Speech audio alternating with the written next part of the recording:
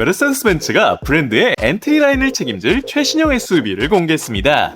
단순히 디자인을 바꾸는 데 그치지 않고 실내 확장, 최첨단 인터페이스, 그리고 전동화 파워트레인까지 전면적으로 손을 봤는데요. 작고 접근하기 쉬운 모델을 넘어 벤츠가 지향하는 미래 기술을 가장 먼저 경험할 수 있는 차량이라 볼 수 있는데 과연 어떤 녀석일까요? GLA는 메르세데스-벤츠 SUV 라인업의 엔트리를 담당하는 모델입니다. 상위 모델보다 상대적으로 부담이 적은 가격과 도심에서 다루기 쉬운 크기를 앞세워 젊은 고객과 신규 수요를 끌어들이는 역할을 맡아왔죠.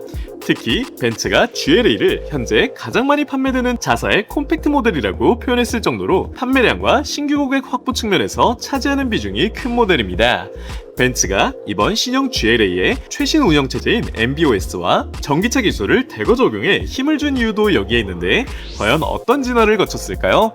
첫 번째 특징 디자인입니다. CLA, GLB와 공유하는 MMA 플랫폼을 기반으로 하며 전장 4565mm, 휠 베이스는 2790mm를 자랑하죠.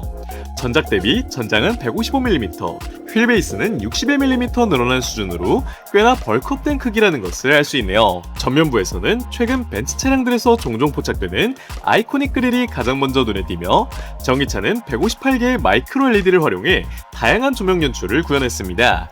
내연기관 하이브리드 모델은 크롬빛으로 마감된 150개의 작은 별들을 나열했고 사양에 따라 그릴 테두리와 내부 패널, 중앙 엠블럼까지 빛을 낼 수 있죠. 날렵한 헤드램프에는 삼각별을 형상한 그래픽이 역시 투입되며 하이빔 어시스트 기능이 포함된 고성능 LED 헤드램프가 제공되네요. 범퍼부에 뚫린 인테이크 패널엔 검은 송곳니가 치고 올라간 듯한 조형을 볼 수 있는데 이는 신형 AMG GT 4도어 쿠페와도 공유하는 역동적인 특징입니다. 전기차는 107리터 용량의 프렁크도 마련되죠. 측면은 최소한의 선과 넓은 면을 중심으로 정리됐으며 차체 비율도 굉장히 세련되게 변했습니다. 전작은 도시명 크로스오버의 느낌이 강했다면 신형에선 넓어진 휠베이스와 완만한 루프라인 그리고 쿼터글라스 조형을 조정해 보다 정통 SUV스러운 맛이 강화됐습니다. 그러면서 차체 높이는 20mm 낮춰 붕 뜬 듯한 실루엣은 이제 찾아볼 수 없죠. 클래딩과 하단 보호 장식을 검게 물들여 도시명 SUV의 세련미와 야외 활동에 어울리는 이미지를 동시에 만들어내네요. 후면은 넓어진 차체를 강조하는 데 집중했는데 지금까지의 벤츠가 보여준 적 없는 독특한 디자인으로 호불호가 다소 갈리는 모습입니다. 정사각형에 가까운 테일램프는 중앙의 얇은 라인과 연결되며 깨알 삼각별 그래픽이 적용됐죠.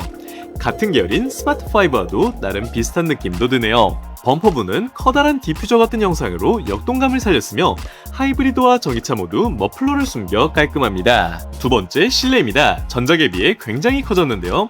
휠베이스 확대로 앞좌석 무릎 공간은 7mm, 뒷좌석은 38mm 증가했고 앞뒤 모두 헤드룸까지 확장됐죠.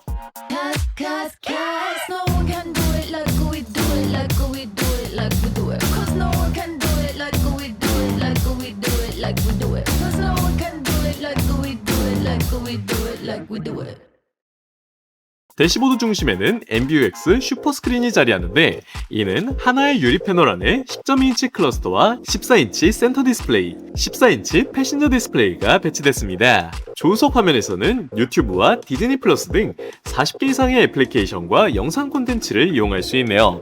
새로운 MBUX 가상 비서는 챗GPT와 빙, 제미나이를 결합한 다중 인공지능 구조를 사용하는데 단순한 명령 수행을 넘어 이전 대화 내용을 기억하면서 자연스럽게 질문을 이어갈 수 있습니다.